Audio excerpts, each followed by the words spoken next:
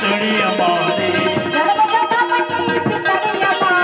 જન્મો જન્મની પિતળી અમારી રાધે રાધે રાધે રાધે શ્યામ બોલો મોહન મુરારી રાધે રાધે શ્યામ બોલો મોહન મુરારી મોહન મુરારી બોલો જય ગિરધારી મોહન મુરારી બોલો જય ગિરધારી રાધે રાધે રાધે રાધે શ્યામ બોલો મોહન મુરારી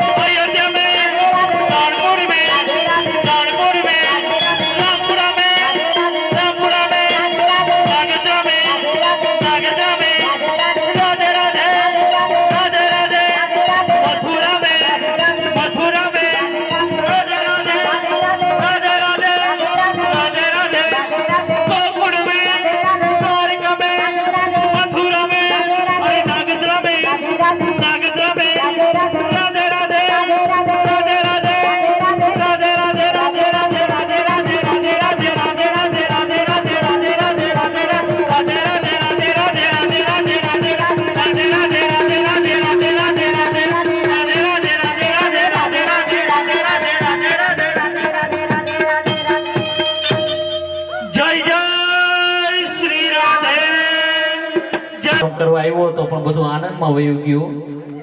આ રંગપરિયા પરિવારનો ભાવ જ એટલો હતો ને કે અમે જે પ્રોગ્રામ કરવા સુરત થી આવ્યા હતા ને આખે આખો ફરી જ ગયો બીજો પ્રોગ્રામ થઈ ગયો પણ રંગપરિયા પરિવારને એક મારી છેલ્લી વિનંતી કે હું ગમે ત્યાં મા બાપને ભૂલશો નહીં કાર્યક્રમ કરવા જાઉં ને ત્યારે મારે તમને એક વાત કહેવાની હતી શું કરો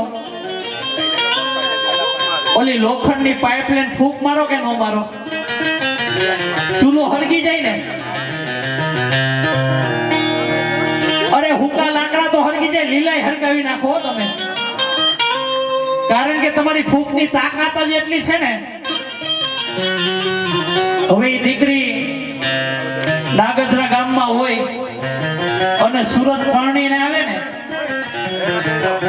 એટલે ન્યા કે ચૂલો તો હોય નહીં ન્યા ઓલું લાઇટર હોય જરીક તમે અડાડો ને એટલે તરત જ ચૂલો હળગી જાય ચૂલો હળગી જાય ને એટલે દીકરી બિચારી ફોન કરે નાગદરામાં એ મમ્મીને કે મમ્મી અહીંયા ક્યાંય ચૂલો તો છે નહીં તો મારે ફૂંક મારવી ક્યાં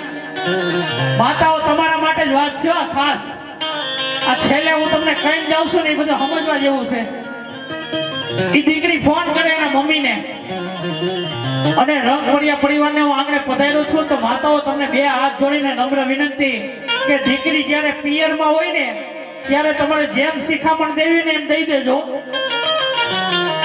પછી હા ન જાય ને પછી તમારી શિખામણની એને જરૂર નથી આ તમારી શિખામણ છે ને ત્યાં મહાભારત સર્જે છે બાપ ખોટી વાત છે આ મારા વડીલોને ખબર ન હોય પાછળથી ફોન થતા હોય દીકરીને અહીંથી ફૂંક મારવામાં આવે કે બેટા તારે આમ કરવાનું તારે હાવ કઈ પણ આડાવડા થાય ને એટલે ફર ઉડાડી જ દેવાના. એટલે એવી ફૂંક મારતા હોય તો બંધ થઈ જાજો. અને બીજા નંબરમાં હું ફૂંકની વાત કરતો તો, નાગજરામાંથી દીકરી પરણીને સુરત આવે ને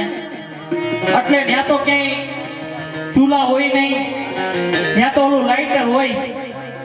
એટલે તરત જ દીકરીને મમ્મીને ફોન કરે કે મમ્મી અહીંયા ક્યાંય ચૂલો તો છે નહીં, તો મારે ફૂંક મારવી ક્યાં? એટલે માં વળી સલાહ આપે